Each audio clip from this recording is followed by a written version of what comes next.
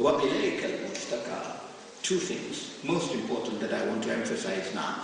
So you see, the dua starts with the words Ilahi, O Allah. So this is an address to Allah directly. You are the one to help me. Anta al-musta'an. You are my helper. وَإِلَيْكَ الْمُشْتَكَى, and I complain to you. وَعَلَيْكَ الْمُعَوَّلُ فِي شِدَّةِ وَالرَّخَاءِ. And I trust you. My faith and hope and trust is in you, both in my miseries and in my good fortunes. Now, the reason why I wanted to discuss this dua to the youths in particular is that I was once speaking in another center in London. Different subject. I was not even speaking on Ilahi al-Bala. And well, when I saw an alim and he was dressed in his kaba and a black turban, so I knew he was a sayyid. When he raised his hand, of course I gave him priority. But you see, we've got to be careful these times because some of these people come in the wrong garb. He called himself a Shia sayyid, and he questions me. He says, what do you say about that dua which starts Ilahi Adam al-Bala? I will not detain you on that history. In less than a minute I'll finish this part of the story to come to the main point. He says, what do you say about that dua Ilahi Adam al-Bala? And I mentioned to him the authorities that I mentioned to you. I said, well, I regard that as authentic. The first book that comes to our mind is Fatiha al-Jinan. That Shaykh Abbas Kummi, Fatiha al-Jinan, has reported this from the 12th Imam alayhi salam. Fortunately, I remembered the account of Allama Tabrasi alayhi rahmah. Put that to him. He says, oh, this is all Shia fabrication. All this is not authentic because reciting this dua is shirk. And there is guna in it. I said, look, I cannot accept that at all. It's taught by an Imam alayhi salam, an Imam who was sent by Allah to stop us from shirk.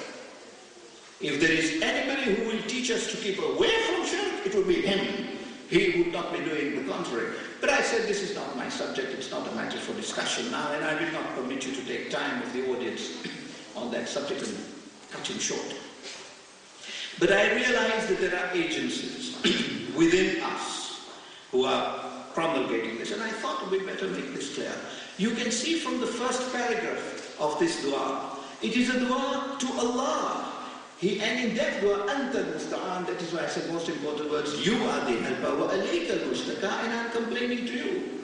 Wa alayka al-Mu'awwalu, and I rely on you, both in miseries and in good fortune. And then says, Allahumma salli ala Muhammadin wa ala Muhammad, ulil amri alladhina farazta alayna ta'atahum, wa arraftana bidhalika manzilatahum, salawat on that, and then says, ulil amr, they are the people of authority.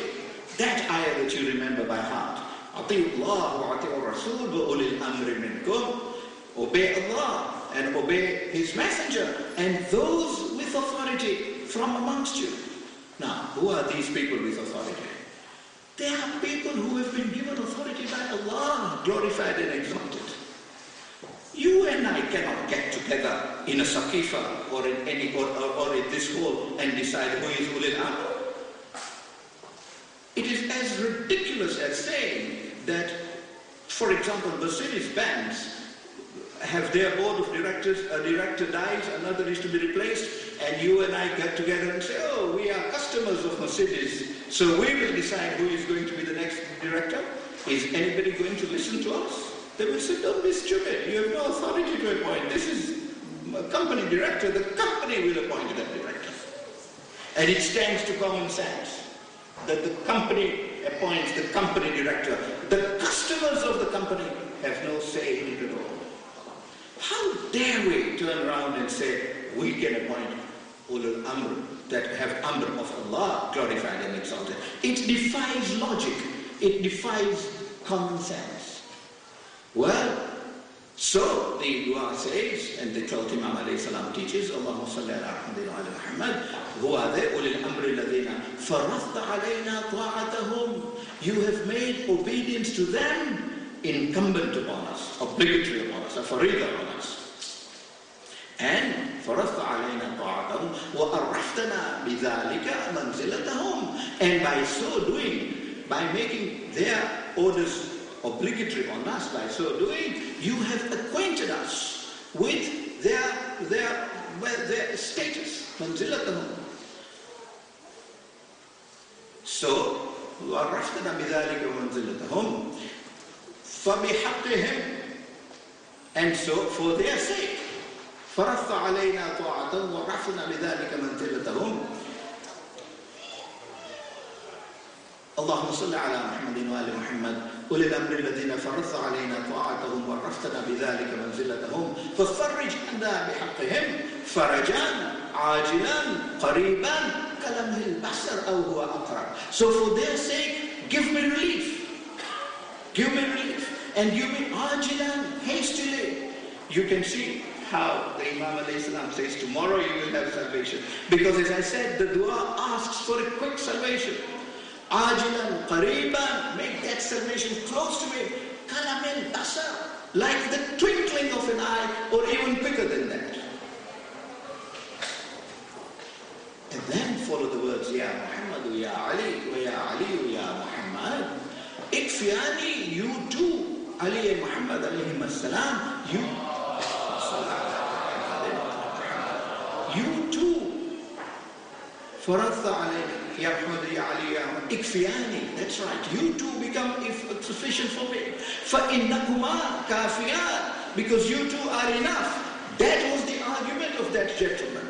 He said, by saying Ikfiyani, فَإِنَّكُمَا كَافِيَانِ, you are saying that they two are enough when Allah is the one who is enough. And by saying that they two are enough, you are doing shirk.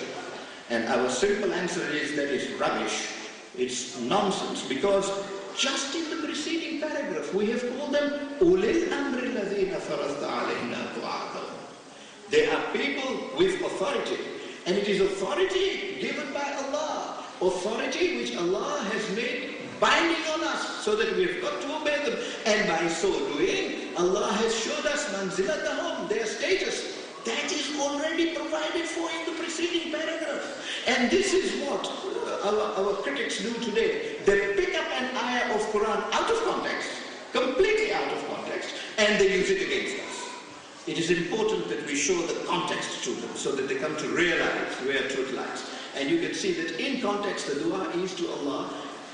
Allah is told that we seek help from Him, and He is the one we rely on in misfortunes and in good and in good fortune. And then the status of ahlulbayt is shown. Now, when it says ikfiyani fainakuma kafiyan, you be enough for me, saying you get me the help from Allah, because you will never be denied help from Allah. You are enough. If you pray for me, Allah will give it to you. Because you are so close to Allah, you are so proximate and intimate to Him, He will never say no. فَإِنَّكُمَا كَافِيَانِ وَانْصُرَانِي, and you too help me. It's in dual, not in plural, in dual, because there are only two that they refer to, Ya Muhammad, Ya Ali, only two of them. وَانْصُرَانِي فَإِنَّكُمَا نَاصِرَانِ, and you give me help because you are my helpers. Having mentioned them, the statement then is to Ya Mawla, Ya Sahib al-Zaman, al-Ghawth, al-Ghawth, al-Ghawth. Come to my help, come to my help, come to my help. All these Ali Muhammad alayhi salam are people who are ulil amr and with the authority and capacity and capability of giving help, because Allah has ordained that they should have the capacity to help us. And Allah has given them that authority and that power. And indeed, it does not even end there. It finishes with the words, Birahmatika Ya Arhamar Rahimin.